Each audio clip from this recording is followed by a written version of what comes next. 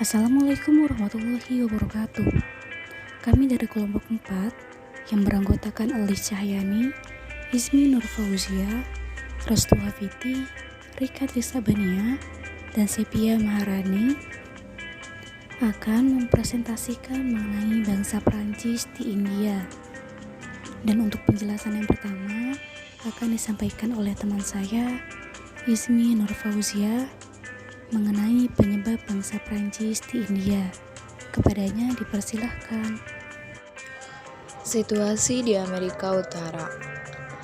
Perang Raja George di koloni Amerika Utara yang menyebabkan pasukan koloni yang melakukan perebutan benteng Prancis di Louisbourg, Pulau Cape Breton, yang mana pada saat kembalikannya benteng pula menjadi sebuah perhatian dari bangsa lain. Dan sementara itu koloni Inggris yang semakin menjadi-jadi bahkan sampai wilayah Prancis di sebelah utara dan barat. Yang kedua, Prancis yang mempertaruhkan klaim mereka. Pada tahun 1749, Prancis melakukan pemulihan dan menandai perbatasan.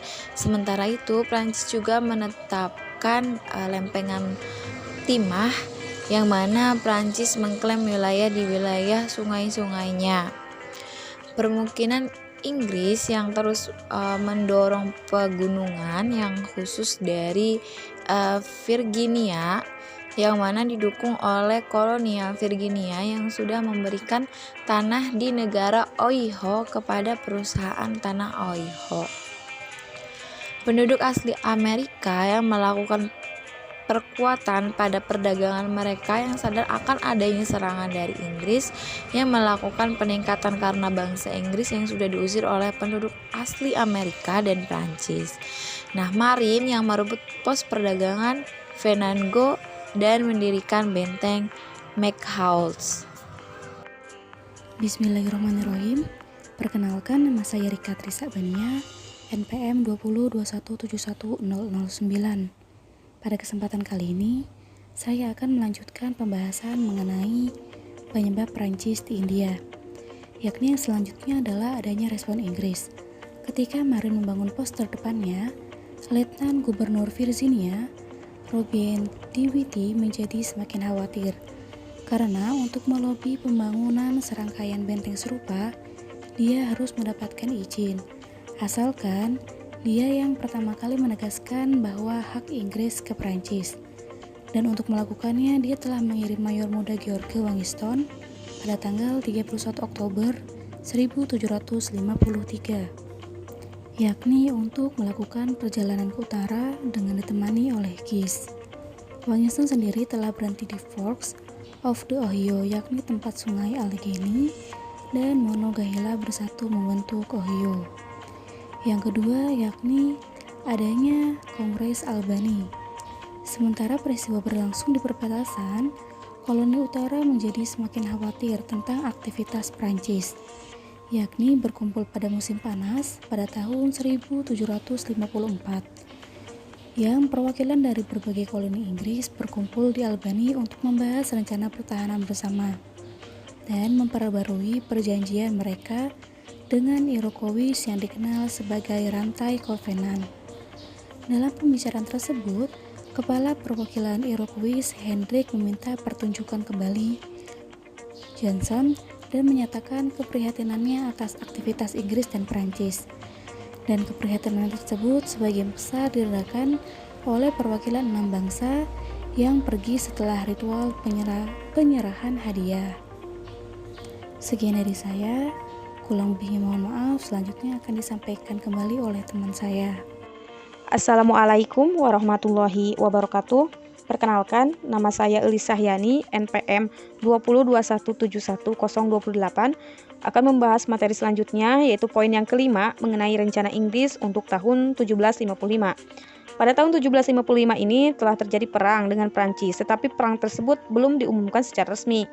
Dan pemerintah Inggris yang dipimpin oleh Duke of Newcastle telah membuat rencana untuk serangkaian kampanye pada tahun 1755 yang dirancang untuk mengurangi pengaruh Prancis di Amerika Utara.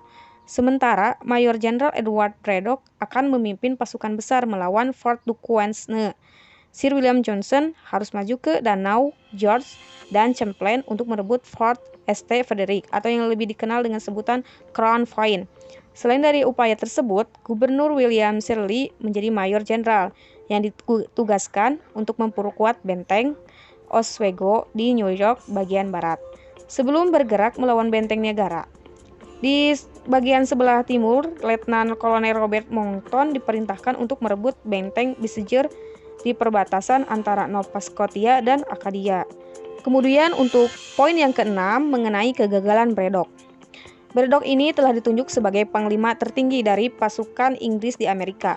Braddock juga diyakinkan oleh Dinwiddie untuk melakukan ekspedisinya melawan Fort Duquesne dari Virginia karena jalan militer yang dihasilkan akan menguntungkan kepentingan bisnis Letnan Gubernur. Dengan mengumpulkan kekuatan sekitar 2.400 orang, ia mendirikan markasnya di Fort Cumberland, MD sebelum bergerak ke utara pada tanggal 29 Mei. Beliau ditemani oleh Washington. Tentara mengikuti rute sebelumnya yang menuju Fork of the Ohio. Secara perlahan-lahan, dengan berjalan yang susah payah melalui hutan yang masih belantara dan anak buahnya yang memotong jalan untuk bergerobak dan artileri. Braddock berusaha meningkatkan kecepatannya dengan bergegas, maju dan tiang lampu yang terdiri dari 1.300 orang. Kewaspadaan terhadap pendekatan Braddock, Prancis mengirimkan pasukan campuran infanteri dan pribumi Amerika dari Fort Duquesne di bawah komando Kapten Leonard de Bige dan Kapten Dean Daniel Dumas. Pertempuran Monongahela atau yang disebut dengan Peta, dalam pertempuran tersebut Braddock terluka parah dan pasukannya bisa dikalahkan.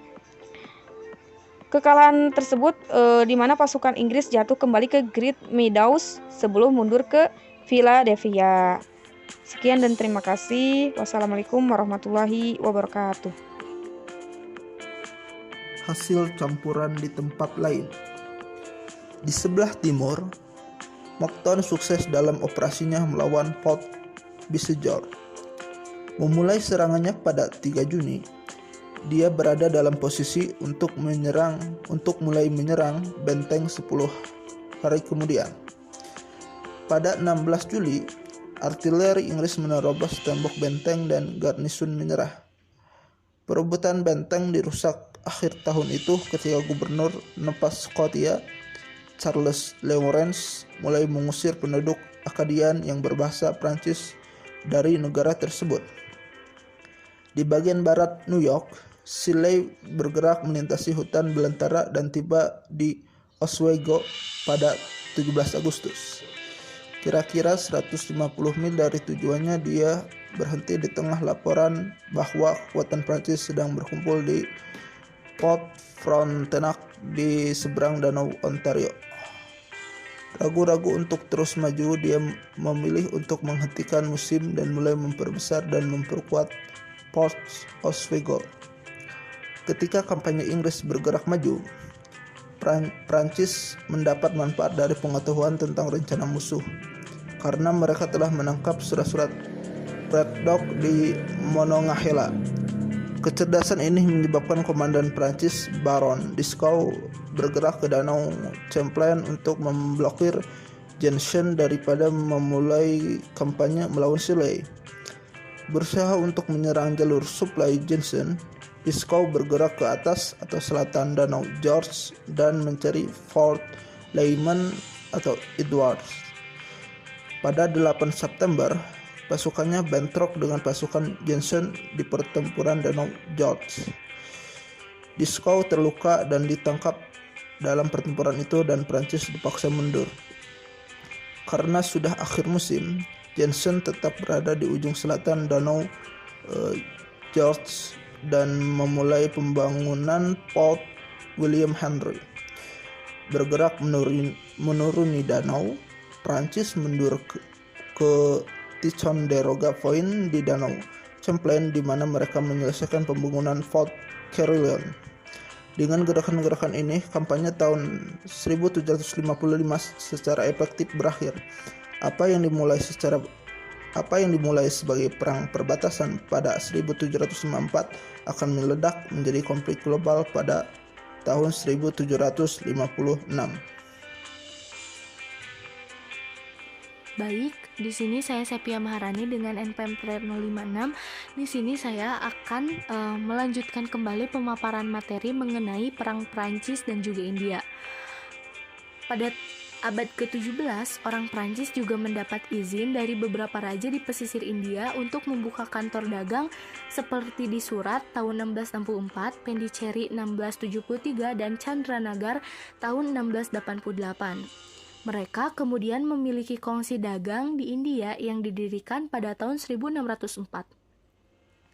Perang Inggris dengan Prancis di India yang berlangsung dari tahun 1745 sampai 1763, hampir selama abad ke-18, perang antara Inggris dan Prancis di India ini tidak memiliki keputusan untuk berebut kuasa di negara ini. Mereka kemudian secara sendiri-sendiri mengadakan perjanjian dengan Raja Hindusta.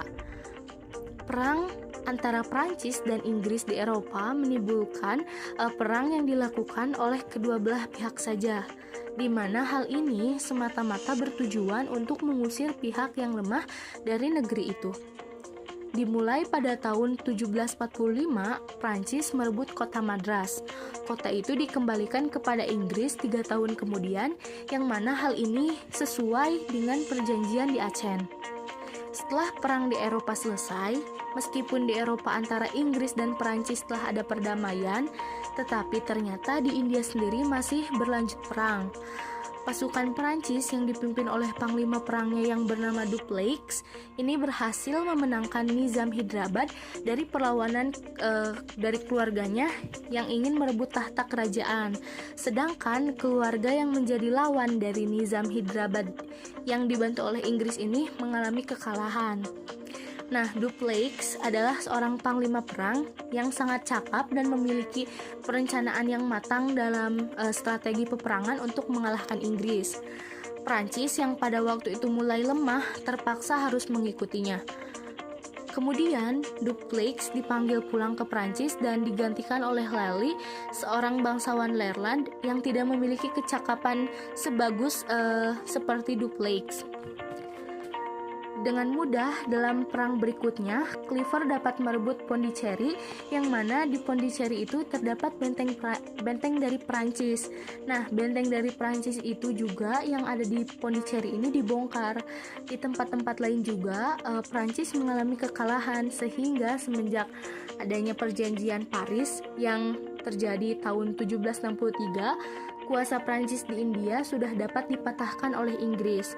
Kemudian, Prancis hanya menduduki 3 kota kecil di India seperti di Pondicherry dekat Madras, Chandranagar dekat Calcutta, dan Tallicher dekat Calicut. Sekian materi dari saya. Terima kasih. Baik, cukup sekian dari kami kelompok 4. Jika ada kekurangan mohon dimaafkan. Wassalamualaikum warahmatullahi wabarakatuh.